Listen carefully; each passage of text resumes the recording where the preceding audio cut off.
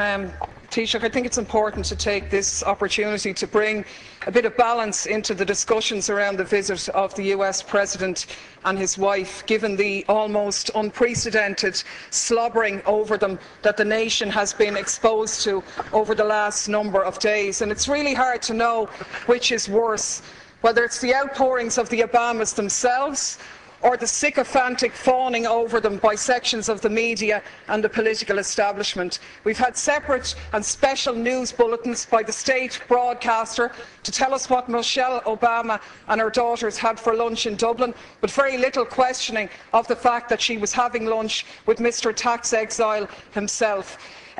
We had very little challenging of the fact that she's glad to be home, a country that she's been in less than a week and that her husband has very tenuous links in. And of course, the biggest irony of all, the protestations of Obama himself in his speech to the children in Northern Ireland about peace, when he said, "Those who choose a path of peace, I promise you that the United States of America will support you every step of the way. We will be the wind at your back." Now I ask you, is this person going for the Hypocrite of the Century award? Because we have to call things by their right names. And the reality is that by any serious examination, this man is a war criminal. He has just announced his decision to supply arms to the Syrian opposition, including the jihadists, fuelling the destabilisation of that region and continuing to undermine secularism and knock back conditions for women.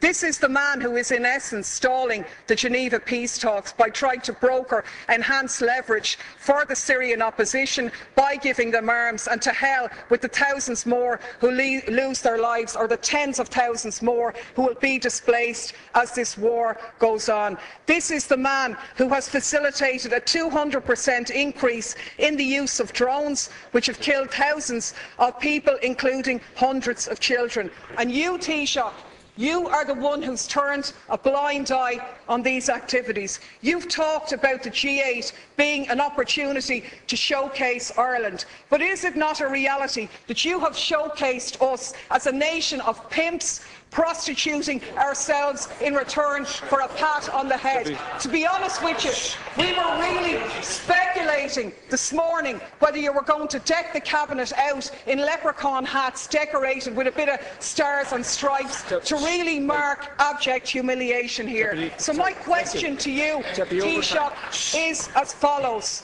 What steps are you going to take to follow in the correct statements and the correct decision of your colleague Taoiseach Eamon Gilmore, who voted against the lifting of the arms embargo in relation to Syria? What steps are you going to take to ensure that no weapons for Syria are going to go through Shannon in breach of our international laws on neutrality? What steps are you going to take to showcase this country not as a lapdog of US imperialism, but as an independent nation with an independent foreign policy which takes a lead in international diplomacy to outlaw the use of drones, the favourite method of extermination of your friend Mr. Obama?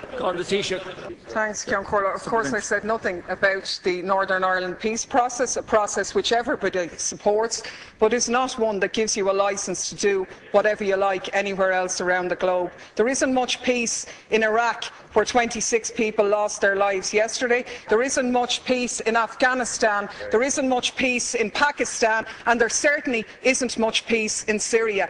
And the side I'm on in Syria is the one, and what I agree with is the statement by Oxfam, where Oxfam said sending arms to the Syrian opposition won't create a level playing field. Instead, it further risks fueling an arms free-for-all, where the victims are the civilians of Syria.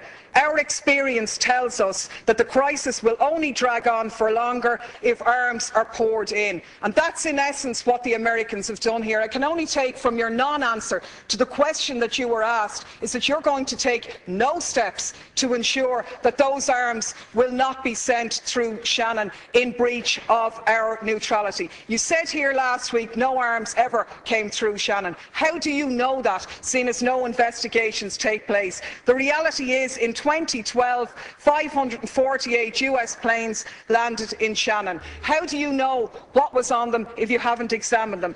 Your Minister for Transport revealed in a parliamentary question that 239 civilian planes landed in Shannon, where they sought permission because they were carrying munitions of war or dangerous goods on a civilian aircraft. What steps are you going to take to intervene in this situation? And the last point I'll make is that people in this country are very fond of our American brothers and sisters, and I think we stand far more shoulder to shoulder with them by making valid criticisms of their president, who has broken his election promises, rather than just pimping this nation as a tax haven for their corporations. I'm sure the Americans would far prefer if their multinationals paid their taxes at home rather than offshore here, so they could develop their health care, so they wouldn't be wasting money on arms being sent to slaughter people in other countries. Thank you, Deputy.